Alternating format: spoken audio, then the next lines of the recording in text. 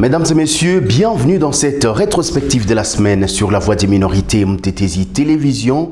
Une rétrospective qui commence à Béni où 12 personnes ont été tuées et plusieurs autres blessées et emportées. Voilà, c'est le bilan d'une nouvelle incursion attribuée aux rebelles EDF dans ce coin de la province du Nord Kivu. La société civile du coin pointe du doigt l'inefficacité mais également l'inaction de forces armées de la République démocratique du Congo.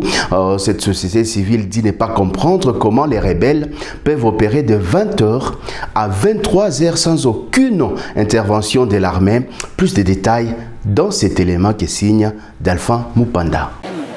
Dès le matin, les familles se rendaient à la morgue de Mutuanga où le corps de leurs proches était amené. La Croix-Rouge locale prenait soin des corps avant de les allonger dans la cour de l'hôpital général de référence de Mutuanga. Au total, 12 morts, parmi lesquels les enfants étaient visibles. D'autres civils ont été blessés et poursuivent les soins à l'hôpital général de référence de Mutuanga. Ils ont eu des blessures, généralement à la tête, et étaient toujours dans le coma. Mais leur santé va se stabiliser, rassure Dr David Muzaliwa, médecin à l'hôpital général de référence de Mutuanga. Au total, nous avons reçu 10 morts et 3 blessés graves la nuit là. Malheureusement, il y a un autre blessé qui a succombé suite au blessé parce que c'est sa crâne qui a été écrasée. Alors il est arrivé là de soupir, on a essayé de réanimer, mais ça n'a pas été. Alors au total, nous avons 2 blessés à ce intensif que nous suivons. Ils sont tous en coma. D'autres sont portés disparus dans cette attaque. Les éléments des FARDC n'ont pas intervenu car ils avaient déjà abandonné leur position, estime la société civile. Mele Kimula, la coordonnateur de la société civile dans le secteur de Rwenzori, interpelle les autorités. L'armée n'est pas venue en intervention parce que l'ennemi est venu à 20h pour quitter là-bas à 23h sans intervention aucune. Mais l'armée est venue seulement ramasser les corps. Au lieu de poursuivre l'ennemi, cette même nuit, voilà ce qui étonne beaucoup la population. L'administrateur du territoire de Béni s'est rendu sur le lieu des drames. Colonel Euta Omeongachar les déplore les morts de plus. Il indique que l'ennemi a dévié les positions militaires. Mais il rassure que les mesures sont en train d'être renforcées pour sécuriser la population. Il rejette néanmoins les accusations de la société civile. C'est quelque chose à déplorer pour le moment par rapport à la montée en puissance de notre force et l'ennemi est en train toujours de faire le malin. Ça nous fait aussi réfléchir aussi beaucoup pour voir comment les éradiquer une fois pour toutes. C'est pourquoi je suis aussi là pour échanger aussi avec les autorités militaires, voir comment faire et parler aussi avec la population pour la vigilance obligatoire. Et partout, même chez toi à la maison, s'il y a la mort, il y a toujours des prétextes, il y a toujours les on-dit. Et puis, il faut savoir que cette population n'a pas besoin de luxe, cette population a besoin rien que de la paix. Oui, le problème d'effectifs ne dépend pas de la population, mais du moins, je sais que les militaires sont presque partout. Cette attaque intervient après que d'autres morts soient enregistrés dans le même secteur. Malgré les efforts de l'armée, témoignés d'ores et déjà par la population, les ADF ne cessent d'intensifier des attaques contre les civils, ce qui risque de friser leur confiance, indique l'opinion publique. De retour dans la ville de Goma, parlons de cette confusion au quartier Kassika. Un jeune d'une trentaine révolue a trouvé la mort dans les cachots de ces quartiers Kassika. C'est ce qu'avance sa famille et ses proches. Mais les autorités de ces coins de la ville de Goma rejettent cette version et pensent que les jeunes étaient déjà transférés à l'auditorat et que sa mort est intervenue en dehors du quartier. Une confusion qui a créé des troubles au courant de cette semaine dans ces quartiers Kassika. Les jeunes ont vandalisé le quartier, les bureaux du quartier. Nous sommes allés sur place et nous avons interrogé les uns et des autres. Suivez leurs propos dans cet élément que signe David Ushindi. Les bureaux du quartier Kassika vandalisés par certains jeunes d'Idi quartier en colère après l'annonce de la mort d'une personne qui était à l'état d'arrestation au sein de ce bureau administratif. La famille de la victime s'est plaint du fait que les autorités n'ont pas assuré la sécurité de leurs membres des familles pendant la détention.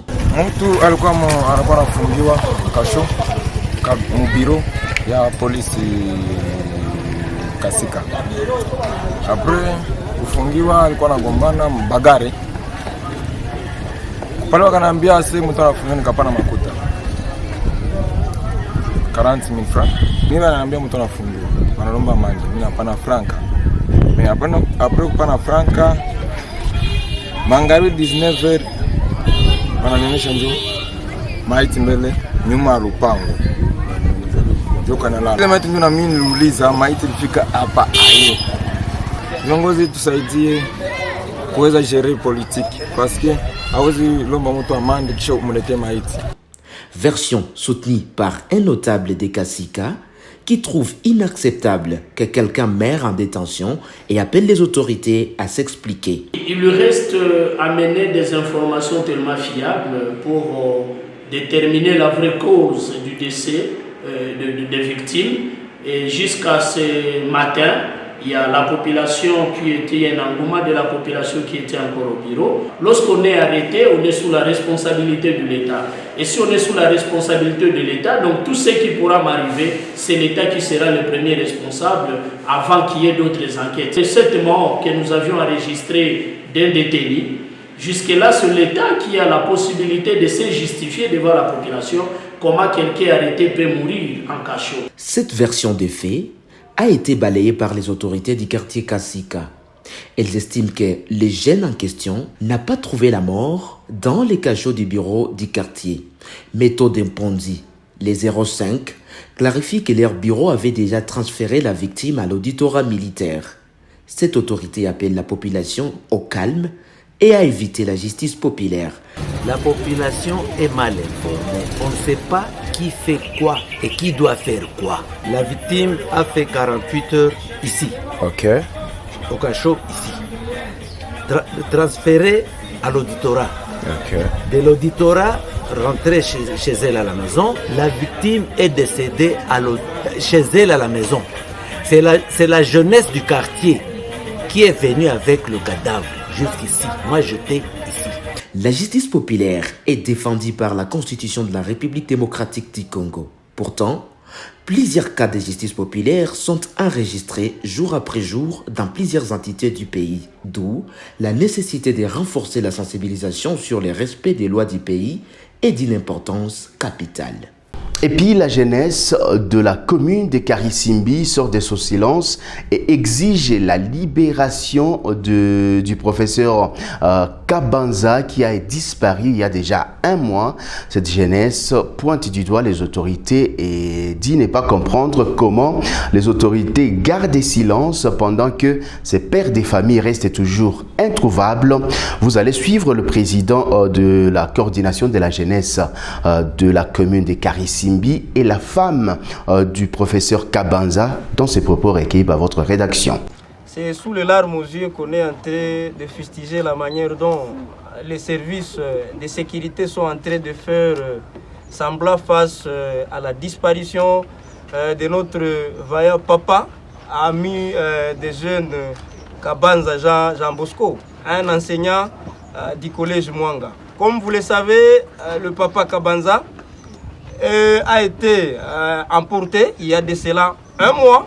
Et pour votre information, sa famille n'a jamais reçu même un cadre de base, même l'autorité communale, même l'autorité urbaine, dans le cadre de compatie, dans le cadre de compassion. Et nous souhaiterions sentir l'implication des autorités dans cette disparition. Au-delà de ça, chers amis journalistes, nous allons convoquer presque toutes les couches de la commune de Karisimbi, toutes les forces vives, papa, maman, associations, corporations des jeunes, mouvements citoyens. On pourra mener une action de grande envergure qui va montrer à toute l'opinion nationale à combien de fois on en a assez avec le phénomène de kidnapping à Goma, on en a assez avec les disparitions au jour le jour.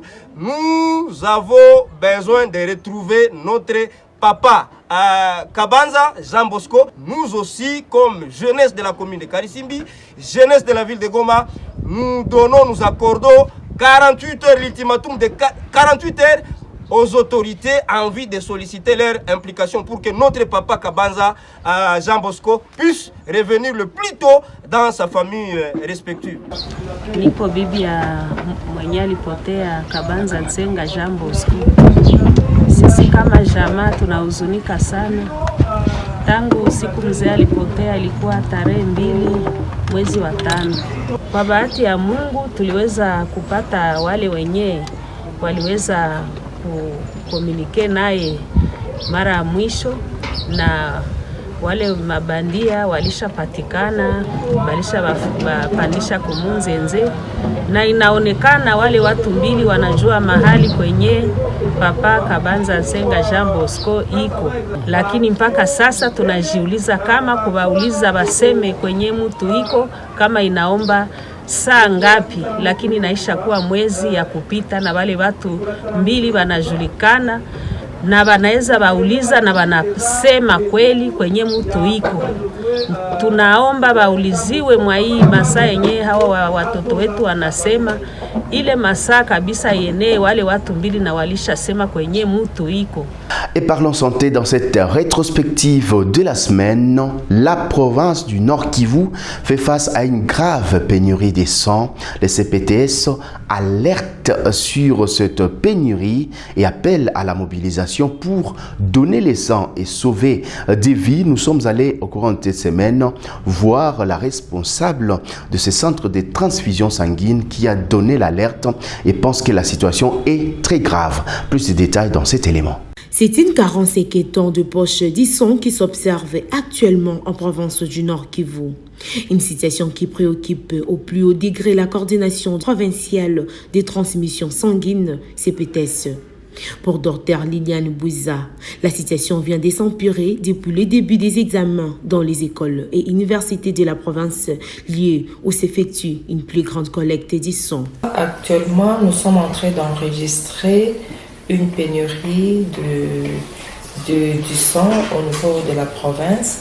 Ce n'est pas seulement dans la ville de Goma, c'est dans toute la province. Là, je vais parler de Beni, de Butembo, au centre de transfusion de Rutshuru. Pendant cette période où la majorité des élèves et des étudiants qui donnent du sang sont en train de faire leurs examens et bientôt ils vont aller en vacances, on enregistre vraiment qu'on n'a plus assez du sang dans nos banques du sang pour satisfaire le besoin des hôpitaux. Et là, je dirais que nous servons à moins de 60%. Dans ces estimations, Liliane Bouza souligne que la collecte moyenne du sang, qui se situe d'habitude entre 60 et 70 poches par jour, achetée jusqu'à 50 poches, difficilement réalisée. Ce qui pousse les CPTS d'être dans l'incapacité de répondre à tous les besoins en poche de sang de tous les hôpitaux face à une hausse sensible de la demande en produits sanguins suite à la multiplicité de blessés de guerre et des cas de paludisme. Nous constatons aussi que le besoin en sang au niveau de la ville, en particulier dans la province d'une manière générale, les besoins ont fortement augmenté. Les besoins ont fortement augmenté. Il y a une surconsommation de produits sanguins, bien sûr par le contexte d'aujourd'hui, par des blessés de guerre. Et puis, il y a aussi le palu. Pour l'instant, seule la sensibilisation de la population aux dons volontaires du sang reste une solution pour sauver des vies. Le problème du sang est communautaire. Le sang ne vient que tire sa provenance que de la source humaine. Et aussi, c'est pour résoudre un problème communautaire dans les hôpitaux. Et raison pour laquelle nous sommes en train d'impliquer tout le monde. Nous sommes en train d'impliquer la communauté, tous les leaders communautaires. La solution, c'est vous et moi. Nous devons nous impliquer à donner du sang. Qu'ils viennent donner du sang au niveau du centre de transfusion sanguine ici, afin que les hôpitaux soient bien servis. Déné, dans les statistiques du CPTS, au cours de l'année 2022, le taux du don de sang a été faible. Sur une potentielle d'environ 6 millions de donneurs de sang, seules 29 700 personnes se sont manifestées, soit 0,49%, ce qui est considéré trop bas face à un besoin actuel de la province. Et dans un autre chapitre, parlons de ces personnes de troisième âge, mais également des personnes vivant avec handicap se trouvant dans les camps de déplacés des Kanyaruchinya. Ces derniers se trouvent aujourd'hui marginalisés. Pour accéder à l'aide humanitaire, il faut se battre. Difficile pour eux de revendiquer. Notre équipe de reportage a fait les tours à Kanyaruchinya cette semaine et vous présente cet élément qui signe Didi Mastaki. La vie des personnes de troisième âge et des handicapés physiques est un extrême danger dans les sites des déplacés érigés dans les territoires des Nyiragongo. Depuis qu'elles ont pu arriver dans ces sites, leur nouveau demeure, suite au lancement de la guerre du M23, coïncidant avec l'occupation de leur village par cette rébellion, ils vivent dans une grande souffrance liée à leur condition physique, la plus fragile et fébrile parmi tous les autres déplacés. Difficile pour cette catégorie des personnes d'accéder au peu d'assistance humanitaire qui sont distribués aux déplacés, car tout se passe par l'usage de la force, qualité qu'ils ne possèdent pas.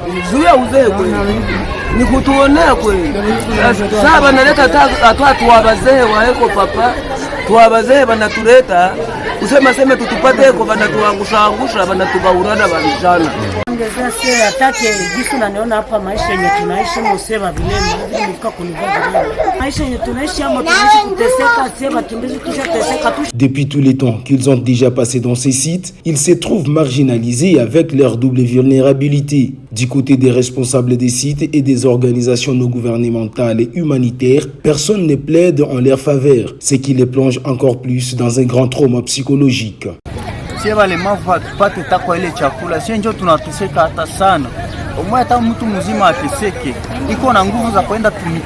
Il demande à ce que le gouvernement congolais et ses partenaires humanitaires s'intéressent particulièrement à leur cas parce que selon eux, malgré leurs conditions physiques, ils ont également droit à la vie.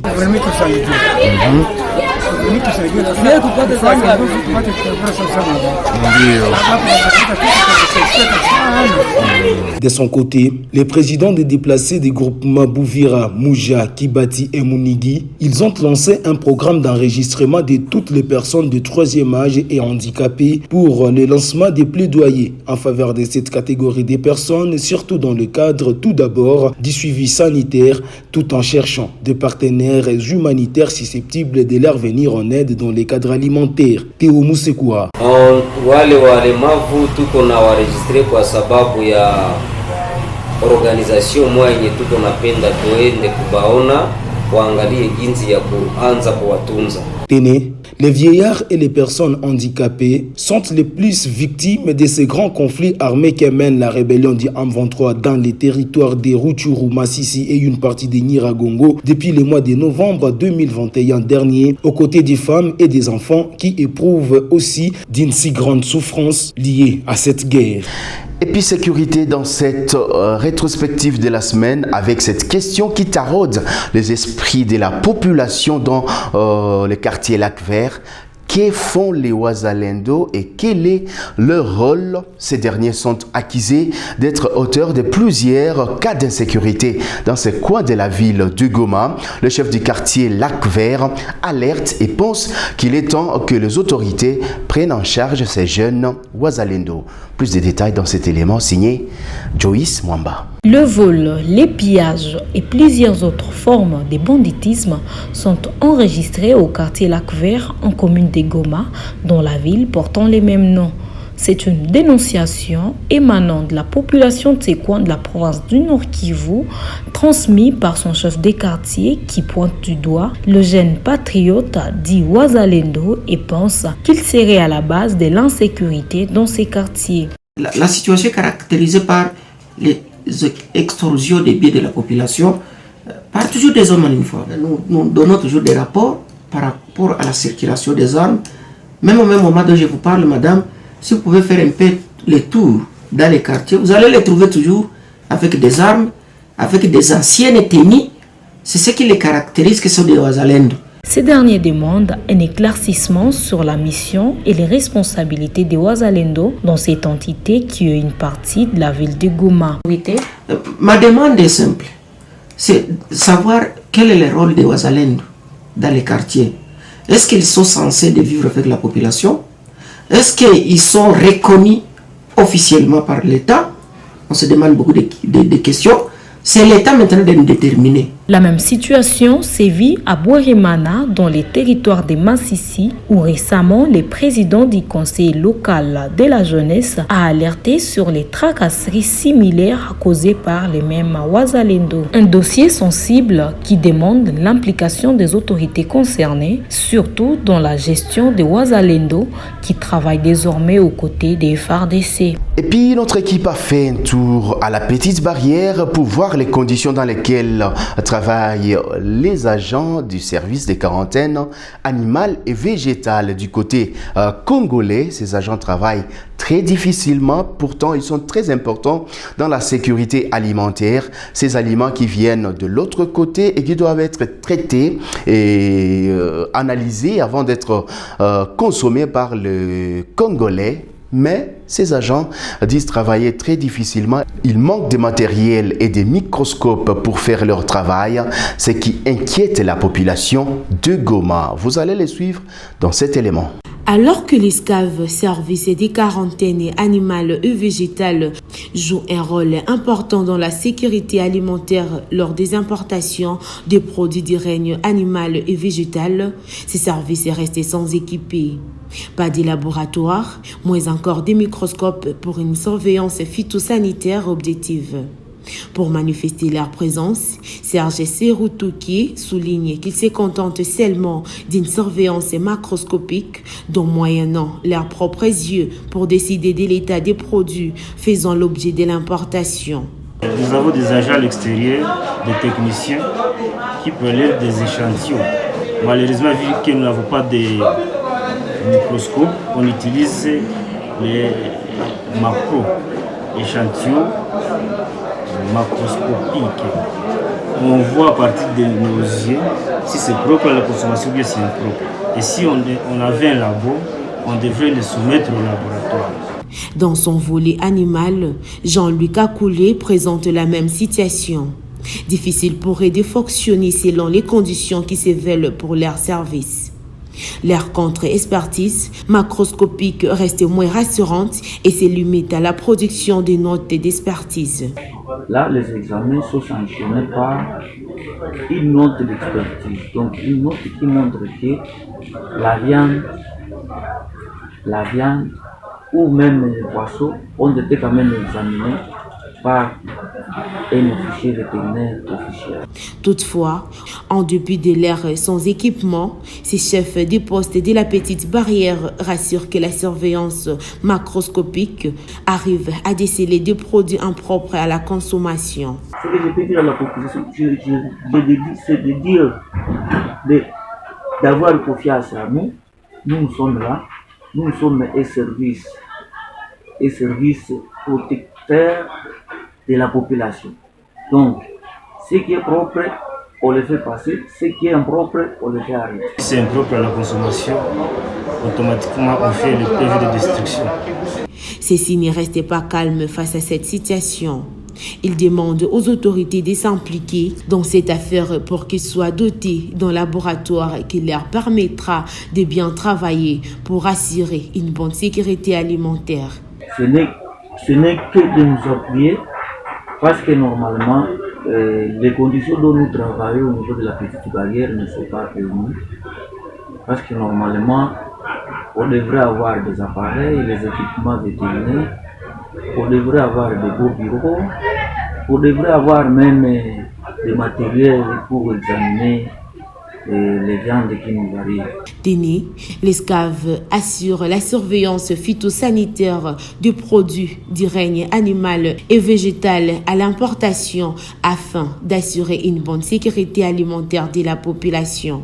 Et puis parlons spoliation du foyer social de Goma. L'association des volontaires du Congo, ASFOCO, sort de son silence. Son président pense qu'il est inacceptable que l'État congolais jette sur la rue tous ces enfants qui étaient encadrés dans ces centres. C'est pourquoi Doufina Tabou appelle la population à la mobilisation pacifique pour réclamer et revendiquer ces centres qui s'appellent Foyer social de Goma. Plus de détails dans cet élément que c'est votre rédaction. D'après l'association de volontaires du Congo ASVOCO, la spoliation de l'espace de foyer social Mourara de l'Office expose plusieurs enfants à la rue. Selon Dauphine Tabou, les problématiques de cet espace a commencé depuis longtemps. Il attribue la situation d'aujourd'hui par la complicité des avocats et juges de l'État congolais qui n'ont pas interjeté appel dans ces dossiers. Si les avocats, vos avocats, les avocats de l'État, ils n'ont pas voulu interjeter appel pour ce qu'on doit prendre, on doit récupérer ces terrains. C'était un arrangement. Ils ont étudié le droit. Ils savent bien si on a mal jugé, qu'est-ce qu'on doit faire. Mais pourquoi n'ont pas lancé l'appel? Nous ne pouvons pas accepter qu'on puisse rejeter les enfants encore sur les rues. Les maïbobos. On les a encadrés à ce foyer, ils étaient à peu près 500. Mais vous les jetez encore sur les rues. En colère, Dauphine Tabou appelle la population à la mobilisation pour réclamer la restitution de cette parcelle du foyer social. Si je vous invite, c'est puisque nous allons maintenant sensibiliser la population. On va organiser une marche pacifique. Une marche populaire pacifique dont nous demandons la restitution de ces terrains. Si on ne veut pas restituer, le gouverneur peut chercher un autre endroit, là où on peut encore caser ces enfants qu'on a jetés sur les rues. Pour ces défenseurs de droits humains, il est inacceptable qu'un terrain qui appartenait au foyer social depuis 1985 soit spolié au vu et au su des autorités. Et pour clore cet essentiel de l'actualité, nous avons un invité. Il s'agit des patients Tuizéré. Il est le président de la jeunesse de Rutshuru qui revient ici sur la situation de la population de Rutshuru sous les M23. Selon ce jeune de Rutshuru, la population vit difficilement. Tous ceux qui pensent que la situation est calme dans ce coin de la province du Nord Kivu trompe la population de Goma. Vous allez les suivre. Il est l'invité de cette rétrospective de la semaine.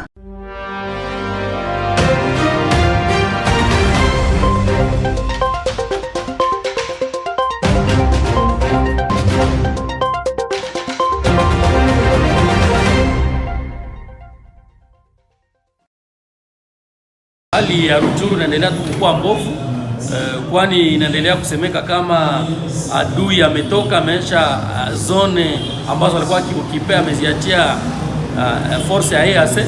Me hiyo ni bongo kabisa, kwani adui anaendelea kuzunguruka ndani ya mjini.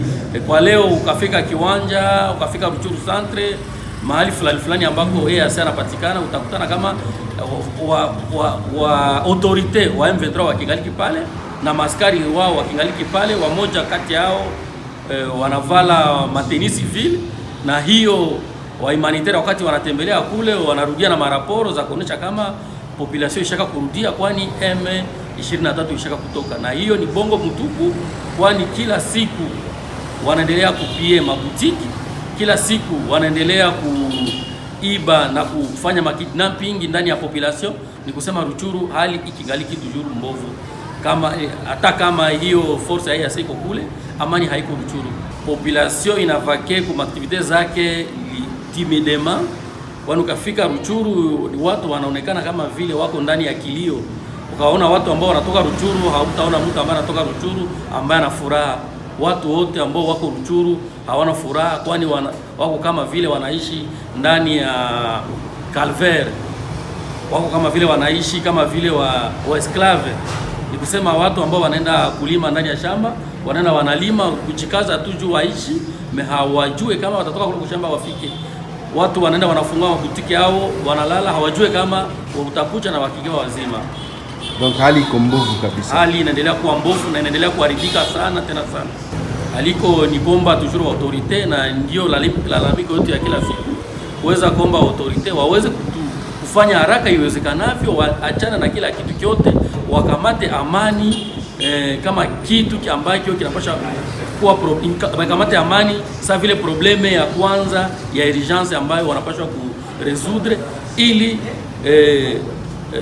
ili wakaishi waishi kwa amani, na ili maprojet development iweze kukua ndani ya province yetu ya Nord Kivu, particulièrement territoire ya Ruchuru, Nyiragongo na Masisi, kwani ukaona vizuri ekonomi ya Ruchuru ishashuka sana. Kama ilikuwa ku 100%, leo hii tunaweza kusema iko ku 30% au ku 25%. Ukaenda Masisi utakutana ekonomi imeshuka, ukaenda Nyiragongo utakutana ekonomi imeshuka sana. Ndio maana tunaomba wa autorite wetu waache vraiment mambo yote ambayo iko ndani, wakamate hii question ya amani comme une question d'urgence, kwani ni ombi je crois ya kila mtu. Wa autorite waache distraction, wakamate ile kitu na mpango ya mzuri sana kabisa, ili amani iweze kurudia ndani ya tarafa la Ruchuru, Masisi na Nyiragongo.